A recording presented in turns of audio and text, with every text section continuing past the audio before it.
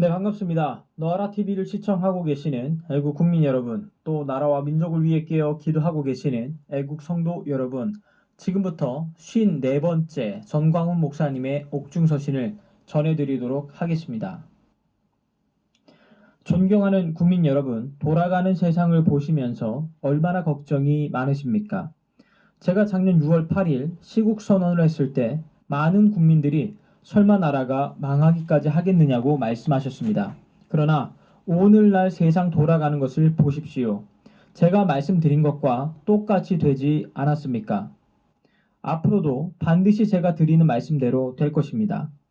더불어민주당의 주사파 세력들은 이인영 대표가 공식 발표한 대로 4.15 총선 후 사회주의로 개헌할 것이고 한국교회는 축소, 구조 조정한다고 말했습니다.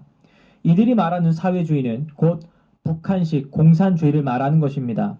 왜 이들이 사회주의 개헌을 말할 때마다 교회에 대해 언급할까요? 교회가 그들의 가장 걸림돌이 되기 때문입니다. 문제는 통합당을 중심한 야권이 더 큰 문제입니다. 그들은 내각제 개헌을 들고 나왔습니다. 그들의 명분은 대통령 중심제가 너무 피해가 많다고 하지만 사실은 노후한 몇 분이 마지막으로 권력 나누어 먹고자 하는 것이지요. 그러나 막상 개헌의 물꼬를 트면 결국 내각제가 아니라 공산주의, 개헌으로 갈 것이 뻔하기 때문에 개헌의 말을 꺼내면 안 될 것입니다. 국민의 반발이 있으므로 잠시 접었다 하지만 4.15 총선 후 반드시 다시 시도할 것으로 보입니다. 존경하는 애국 국민 여러분, 우리는 이와 같은 일을 방지하려고 지난 1년 동안 광화문 이승만 광장에 모여 눈이 오나 비가 오나 문재인 하야 주사파 척결을 외쳤습니다. 그러나 그들은 저를 감옥에 가두어 놓고 여야가 야합하여 결국 위대한 대한민국을 해체하고 북한으로 가려 하고 있습니다. 오직 광화문에서 만들어진 기독교 십자가와 태극기로 뭉쳐진 힘으로 반드시 나라를 지켜낼 것입니다. 존경하는 애국 국민 여러분, 더 이상 정치인을 믿지 마십시오. 정말 정치인들은 나쁜 사람들입니다. 나라가 망하든 말든 오직 자기 정치만 생각하는 자들입니다. 이제는 국민들 스스로가 정신을 차려야 합니다. 문제는 국민들입니다. 제가 어릴 적 초등학교 때 동네 어르신들이 선거하는 것을 봤습니다. 동장 이장들이 고무신을 들고 집집마다 들리며 선거를 했었고 그 후에 밀가루 주면서 선거하는 것을 보았습니다.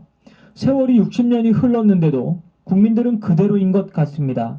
오늘날은 다 대학 나오고 배웠는데도 중국 바이러스를 명분으로 집집마다 돈 100만 원씩 준다 하니 국민들이 미쳐가고 있습니다. 어찌 나라에 희망이 있겠습니까? 여당도 야당도 다 정신 나갔습니다.